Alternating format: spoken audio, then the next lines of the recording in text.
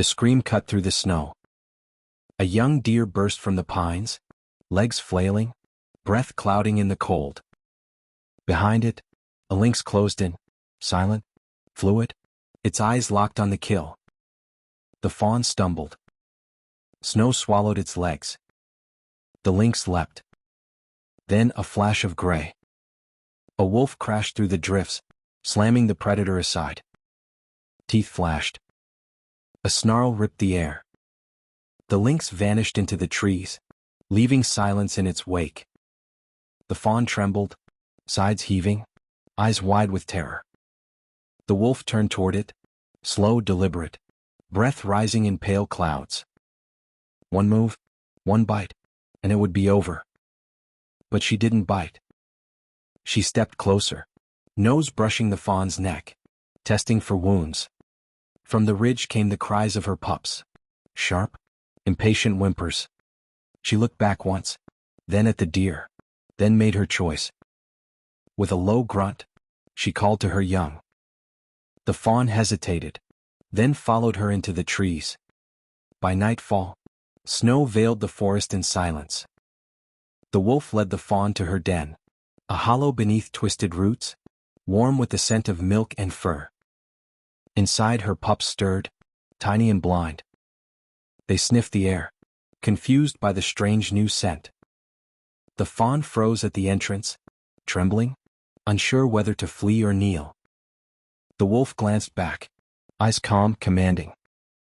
She nudged the fawn forward until it stood among her pups. One sniffed its leg. Another curled against its flank as if recognizing warmth, not difference. Hunger gnawed at her belly, but she didn't hunt that night. She guarded.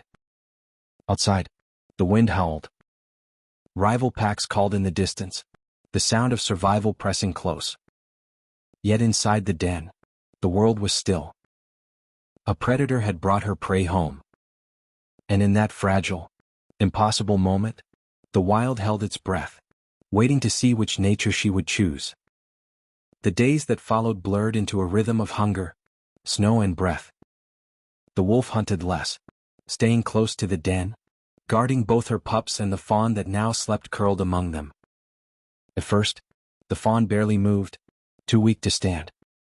She brought it scraps of food, softened meat, snowmelt water.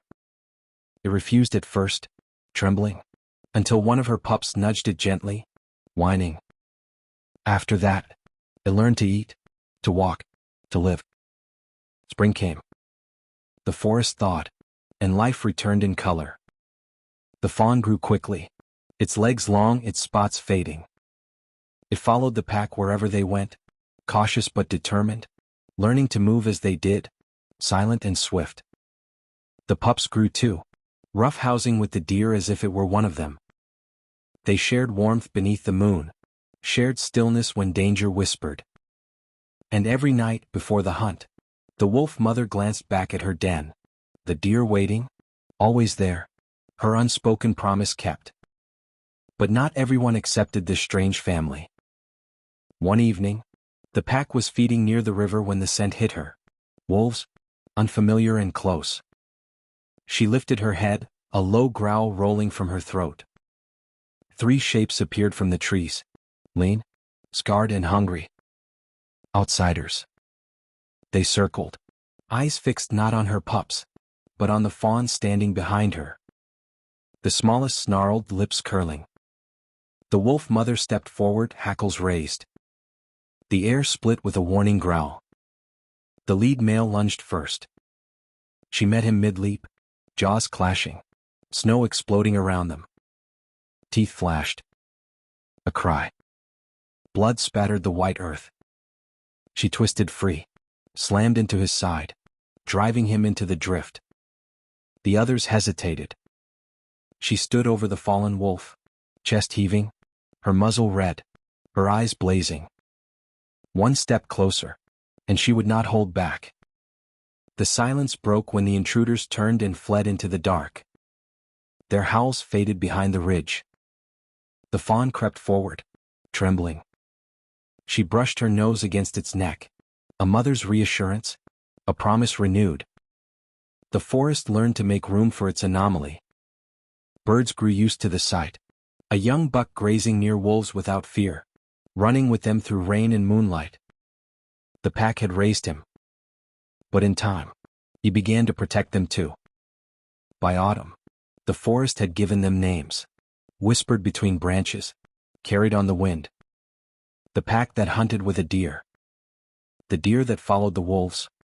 To some it was a myth. To others a miracle. But to Ranger Mateo, it was a mystery he needed to see for himself.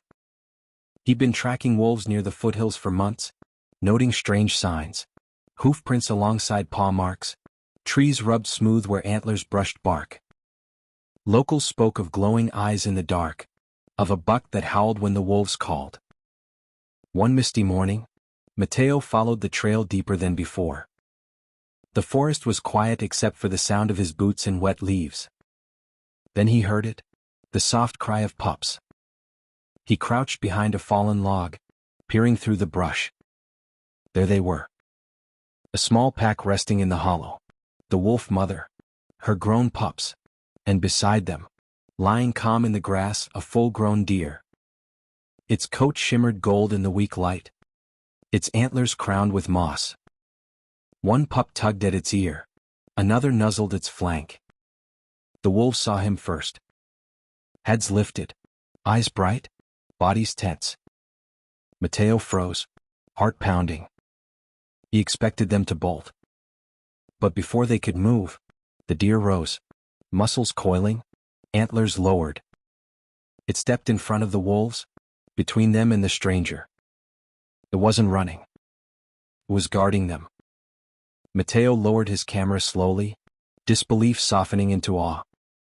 The wolf mother stood, brushed her muzzle against the deer's neck, then looked straight at him, not with threat, but warning.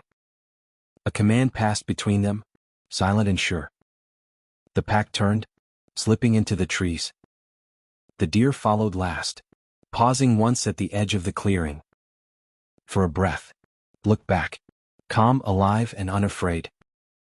Mateo whispered, "You're protecting them." Then the forest swallowed them whole. The prints they left behind, hoof and paw, overlapped perfectly, like they had always been one trail. Winter came early, laying a white hush over the valley. Ranger Mateo returned to the foothills, boots crunching through snow, following the trail marked by both hooves and paws.